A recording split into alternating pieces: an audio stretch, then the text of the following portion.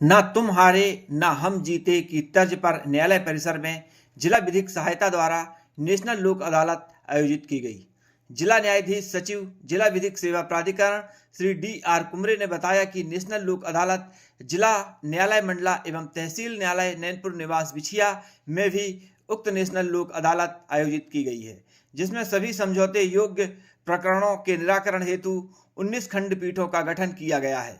इसी तारतम्य में जिला मंडला में जिला न्यायाधीश अध्यक्ष जिला विधिक सेवा प्राधिकरण श्री R.S. शर्मा के निर्देशन में एवं सचिव जिला विधिक सेवा प्राधिकरण श्री D.R. कुमरे के मार्गदर्शन में नेशनल लोक अदालत का आयोजन हुआ, जिसमें सभी प्रकार के राजीनामा योग्य आपराधिक प्रकरण, सिविल प्रकरण, विद्युत प्रकरण, मोटर दुर्घटना, भरण पोषण, चेक बाउंस, श्रम, राजस्व, जिला न्यायालय एवं माननीय उच्च न्यायालय में लंबित प्रकरण, पारिवारिक वैवाहिक मामले, न्यायालय के प्रकरणों के साथ साथ बैंक, नगरपालिका, विद्युत, BSNL के लिटिगेशन प्रकरणों का निराकरण किया गया है। ये भी पैसा जमा करना पड़ेगा भैया। तो अपना पैसा क्यों नहीं जमा किया जब सरकार तो पैसा दे रही है? अपना सरकार ने वादा निभाया, आप वादा तोड़ दिए। फ्री वाला पैसा आने लगा सब भूल गए। मत करो आप लोग, पता है आगे कार्रवाई होगी ना, उसका पट्टा भी कैंसिल हो सकता है। चंद्रोल, नरेंद्र चंद्रोल, उनुवालाल मश्याम, उनुवालाल और चले गए।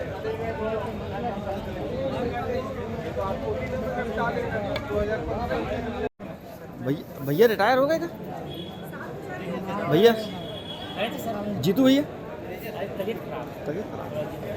देखिए, हमने पैसा इनको नहीं दिया था, हमने पैसा दिया था समूह को दिया था। ठीक है, इनसे मेरा कोई लेना देना नहीं है। अध्यक्ष सचिव आप जिम्मेदारी आप उनको लेके जरूर आए हैं, ये आप लोग का पर्सनल मैटर है। मेरा मतलब है कि आप जियो वाले वो कर रहे हैं, लाइन डाल रहे हैं। हाँ, उसमें पूरा सब कुछ रहे, टीवी भी चलाई है। और सर, क्या उद्देश्य होता है नेशनल लोक अदालत का? लोक अदालत का एक मुख्य उद्देश्य यही है कि जो न्यायालय में लंबित जो प्रकरण हैं, जो बहुत समय तक चलने के बाद उसके बाद फैसला होता है, लोक अदालत में अगर दोनों पक्ष अगर सहमत हैं तो उनका निराकरण तुरंत हो जाता है और उन्हें तुरंत न्याय मिल जाता है। और जो न्याय मिलता है वो आपसी स्नेह और भाईचारा को भी बढ़ाता है और दोनों के विवाद को जो मूल रूप से ख़त्म कर देता है। तो लोक अदालत का जो मुख्य जो फ़ायदा है वो यही है।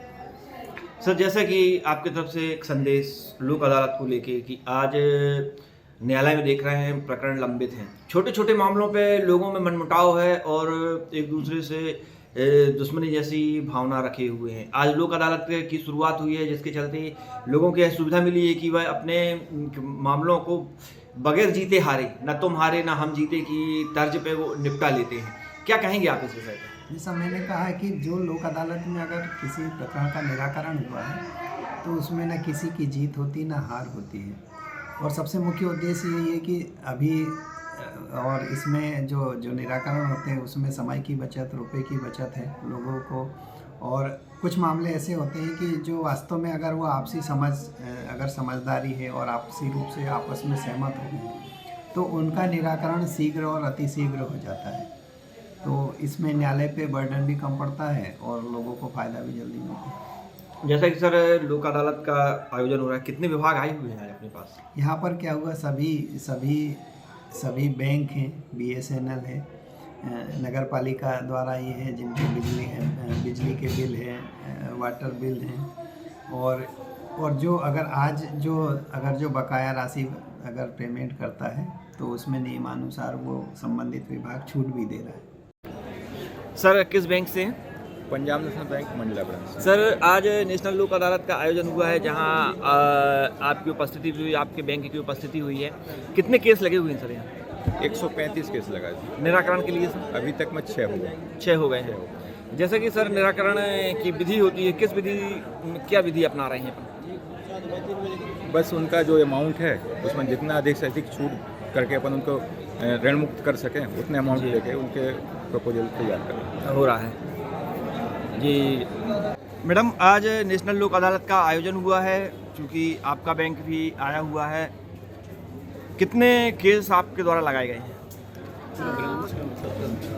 आज लोक अदालत के दिन हमारी 7 शाखाओं ने इसमें भाग लिया है, जिसके टोटल 211 केसेस हमारे द्वारा लगाए गए हैं। निराकरण अभी तक मैडम कितने का हुआ? सर, निराकरण 1 का हुआ है अभी, और उम्मीद है हमें कि शाम तक शायद और हमें सफलता मिलेगी।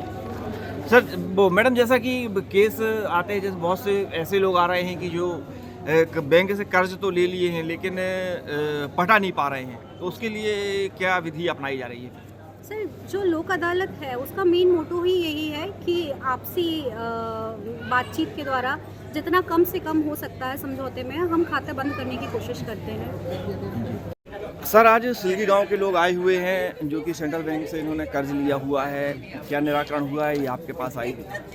सिलगी गांव से हमारे सेंट्रल बैंक बमनी बंजर से कई लोगों ने सीएम रूरल आवास योजना के अंतर्गत ऋण लिया था, और केवल सिलगी गांव ही नहीं, बहुत सारे गांव में लोग जो है वो अपना जो शेयर है पैसा देने का वो देना बंद कर चुके हैं, जिसके कारण उनका सिविल रिकॉर्ड भी ख़राब हो रहा है, और वो उनका जो खाता है वो एनपीए की श्रेणी में चिन्हित हो रही है, जिनके कारण उनको तकलीफ जा रही है। उनका सिविल खराब होने के कारण उनको हम बैंक के द्वारा जितनी आगे की योजनाएं हैं या जो उनकी ज़रूरत है उनकी आर्थिक गतिविधियों को जारी रखने के लिए, वो कहीं ना कहीं फुलफिल नहीं हो पा रहा।